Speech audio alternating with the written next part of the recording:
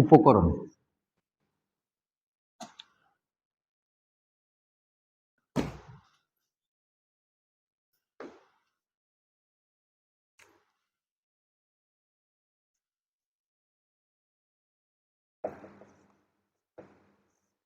এটাও তো খালি কম, কিন্তু কি অবস্থা। উপকরণগুলোতে পেন্সিল, 2 নম্বর হলো রাবার বা ইরেজার, হ্যাঁ, 3 নম্বর হলো শার্পনার বা কাটার, যে পেন্সিল কাটার জন্য। 4 নম্বর হলো তুলি। তুলির মধ্যে আবার বিভিন্ন রকমের পয়েন্ট আছে, যখন যেটা দরকার লাগে। তার মধ্যে আবার অয়েল পেন্টিং, তুলচিত্র করার জন্য একটা ব্রাশ লাগে, ওয়াটার কালার একটা, এক্রিলিক ওয়াটার কালারটা একই রকম। এই অয়েল পেন্টিং এর তুলি দিয়ে বা ওয়াটার কালার তুলি দিয়ে কিন্তু এক্রিলিক করা যায়। এই তুলিটা দিয়ে দুইটা মাধ্যমে, এই মাধ্যমটা করতে দুইটা তুলি ব্যবহার করা যায়। আর তুলি, ওয়াটার কালার যে তুলিটা, ওটা একটু সফট হইতে হয় এবং পয়েন্ট পয়েন্ট হইতে হয়। আর এই ইয়াটার পেন্টিং এর তুলিটা একটু হার্ড।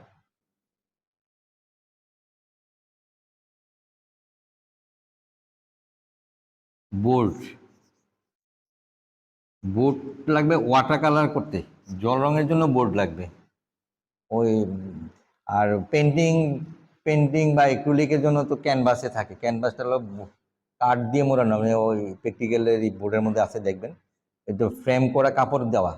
আবার ওই পেন্টিংয়ে কিন্তু আবার পেপারও আছে, এক্রিলিক পেপারও আছে, ওইটাতেও কিন্তু ছবি আঁকা যায়। আর ওইটাকে বলে ক্যানভাস। তারপর জল রং করতে গেলে, জল রং বা পেন্সিল স্কেচ করতে গেলে একটা বোর্ড লাগবে, ক্লিপ লাগবে কাগজটাকে আটকানোর জন্য, অথবা মাস্কিং টেপ আছে, মাস্কিং টেপ দিয়েও কিন্তু আপনি আটকাতে পারেন, পেপারটাকে রেখে মাস্কিং টেপ দিয়ে আটকে দিতে পারেন, এইভাবে রাখতে পারেন বা ক্লিপ দিয়েও রাখতে পারেন। তারপরে আসতেছে পেপার। পেপার বলছিলাম হ্যান্ডমেড পেপার আছে, এমনি নর্মাল পেপারও আছে। আর্টিস্ট পেপার, খসখসে যে পেপারটা, যেটা রং ধরবে, আর্ট পেপার না। দোকানদাররা অনেক সময় কিন্তু মিস্টেক করে, আর্ট পেপার দিয়ে বলে এটা আর্টিস্ট পেপার। বা ছবি আঁকার জন্য গিয়ে দোকানে বলে যে ছবি আঁকার জন্য কাগজ দেন, তখন তারা আর্ট পেপার দিয়ে দেয়। আর্ট পেপারটা কিন্তু প্রিন্টিং এর জন্য, আমাদের ছবি আঁকার জন্য খুব উপকারী না। আমাদের ছবি আঁকার জন্য লাগবে একটু খসখসে পৃষ্ঠাটা, আর্টিস্ট পেপারটা একটু খসখসে। এটা গেল আমাদের উপকরণটা। আর যেটা উপাদান,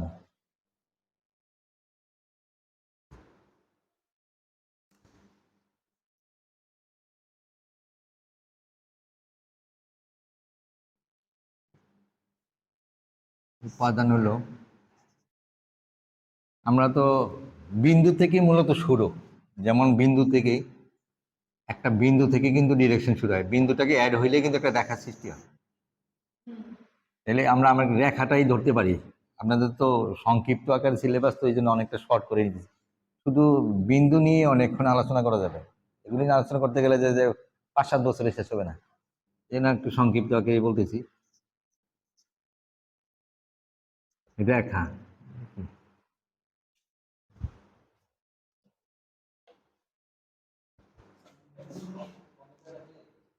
বন্ধ করে এটা মানে বাতাস লাগে এই অবস্থায় গেলে।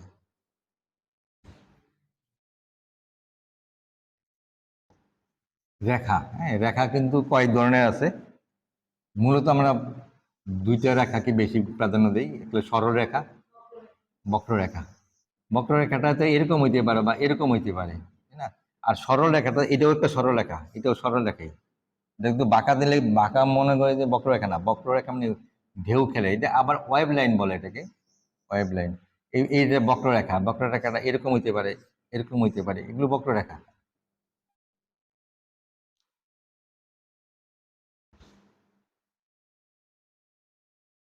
যে রেখাগুলি কোণ সৃষ্টি করে এটা হল কণিক রেখা। বিন্দু রেখা, ডট লাইন, এটা সোজা হইতে পারে, আঁকা বাঁকাও হইতে পারে। এইগুলো আমাদের খুব একটা বেশি লাগে না, কিন্তু আমাদের মূল এই দুইটা রেখাই বেশি লাগবে।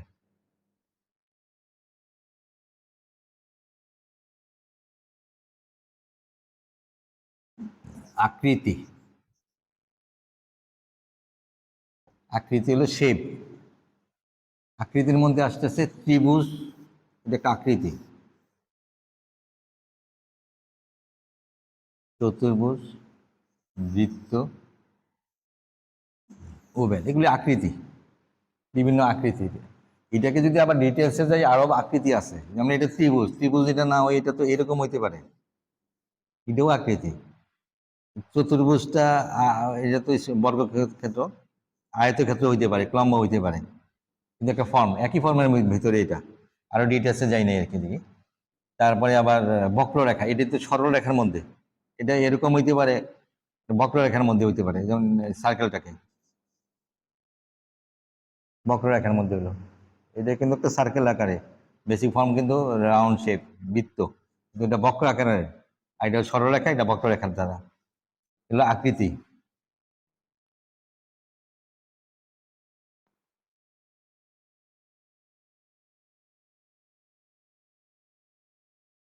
আকার, আকার তো হলো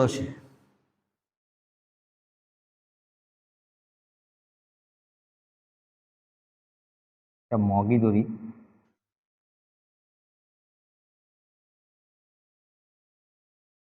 এর মধ্যে কি পার্থক্যটা কেমন লাগতেছে? একটা বড় একটা ছোট। আকৃতি সাধারণত তিন ধরনের বলা যায়: বড় আকার, ছোট আকার, মাঝারি আকার, তিনটা আকার। তাহলে আকার আকৃতি পর্যন্ত গেলাম।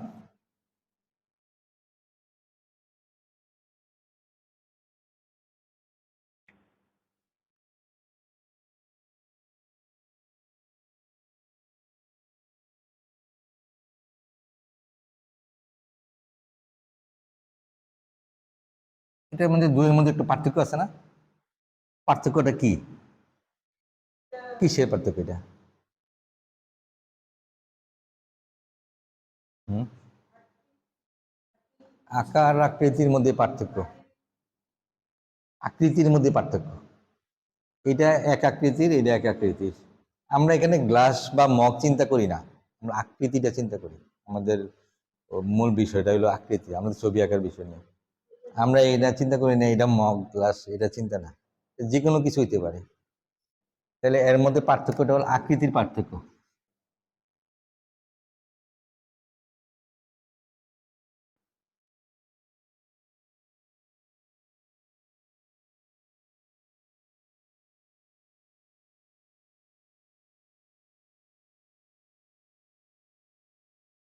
এটা কিসের পার্থক্য? এটা আকারের পার্থক্য। এই এই দুটা বিষয় নিয়ে কিন্তু একটা হিজিবিজি লেগে যায়, এটা কিন্তু ক্লিয়ার করতে হবে, এই যে জিনিসটা আকার আকৃতির মধ্যে।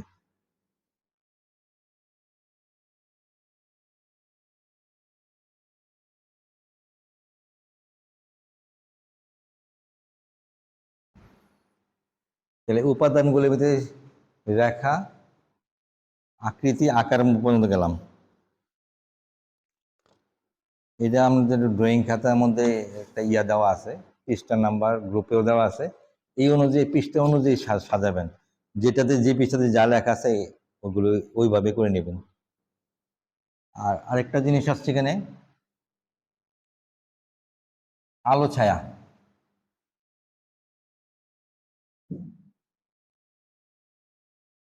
উপাদানের মধ্যে পড়ে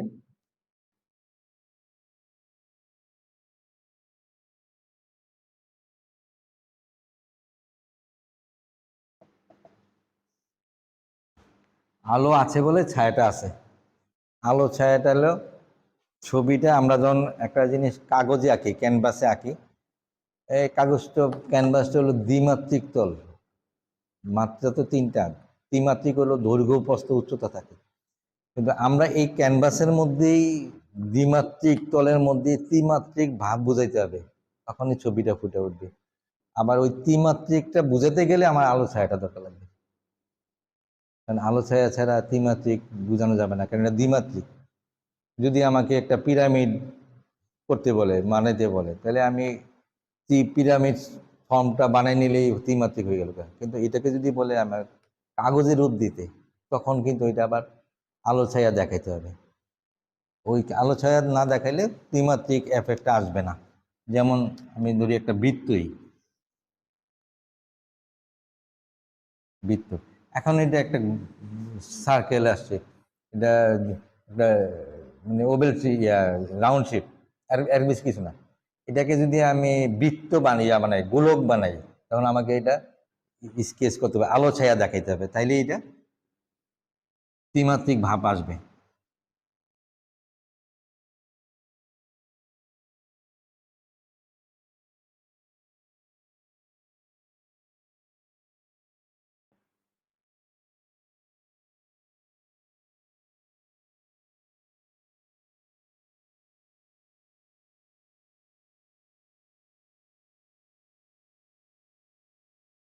এটাতে একটা ছায়া আসলো, এখন এটা বোঝা যায় যে গোলক। হ্যাঁ, এই গোলকটা বুঝাতে গেলে আমার আলো ছায়াটা প্রয়োজন আছে, নাইলে আমি বুঝাতে পারবো না। এখানে আবার আরেকটা ছায়াও পড়তে পারে, ছায়া। এই ছায়াটাও কিন্তু হালকাভাবে এখানে মিলে যাবে, তাহলে আমি এফেক্টটা বুঝাতে পারছি, তাহলে আমার সূর্যের অবস্থানটা দেখাতে পারবো এখানে আলোর উৎসটাই দিক থেকে, তাহলে আমি এইভাবে বুঝাতে পারলাম। হ্যাঁ, আলো ছায়াটার বিষয়টা হলো এটা, আলো ছায়া ইম্পর্টেন্ট একটা জিনিস। আলো ছায়াটা এটার এখানে রাউন্ড শেপে, কিন্তু কঠিন আছে, একটু একটু চিন্তা করার বিষয়। ছবির পুরা বিষয়টা হলো কিন্তু চিন্তার, অনুভূতির বিষয়, অনুভবের বিষয়।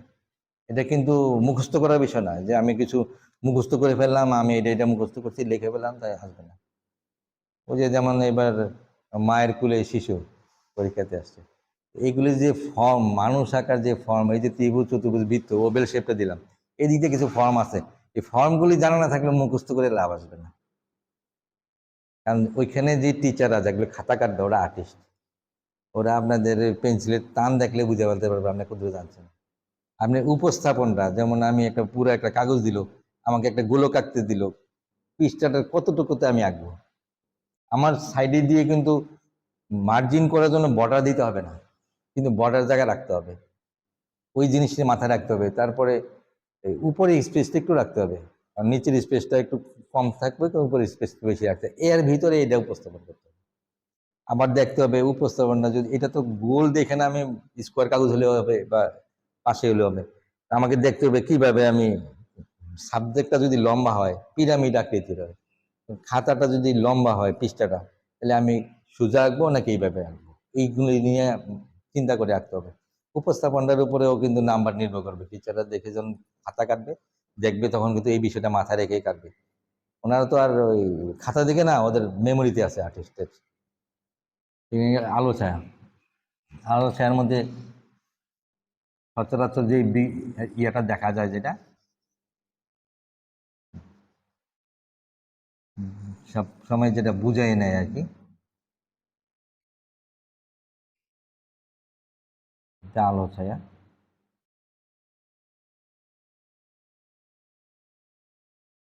এরকম একটা ছায়া পড়ে আছে, হ্যাঁ, আলো ছায়াটা গেল। একটা আছে অনুপাত। আচ্ছা, অনুপাতটাও আমি একটু, অনুপাতটা পরে আসবে। আরেকটা বিষয় এখানে আছে, অনুপাতটাও আমি এক আলাপ করে নিই। 5 নাম্বার হলো অনুপাত। অনুপাতটা হলো একটা বিষয় ইয়ার সাথে, একটা বস্তুর সাথে একটা বস্তুর সামঞ্জস্য। এখানে যদি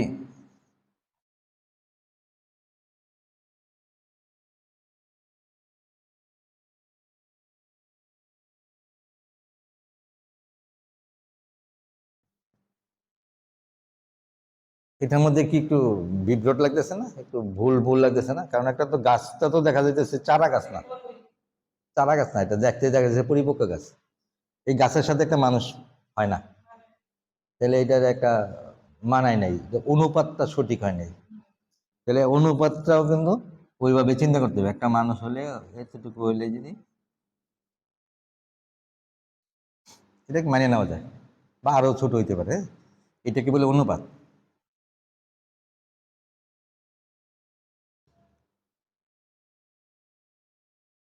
আরেকটা জিনিসের সাথে সাথে বলে দিই, সেটা হলো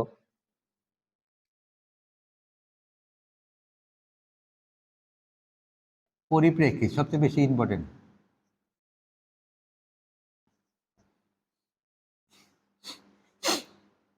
আলো ছায়া না দিলে যেরকম 3D এফেক্ট বোঝানো যাবে না, পরিপ্রেক্ষিত না দিলে ছবির ড্রয়িংটা শুদ্ধ হবে না। যেমন এই গাছটা এখানে আছে,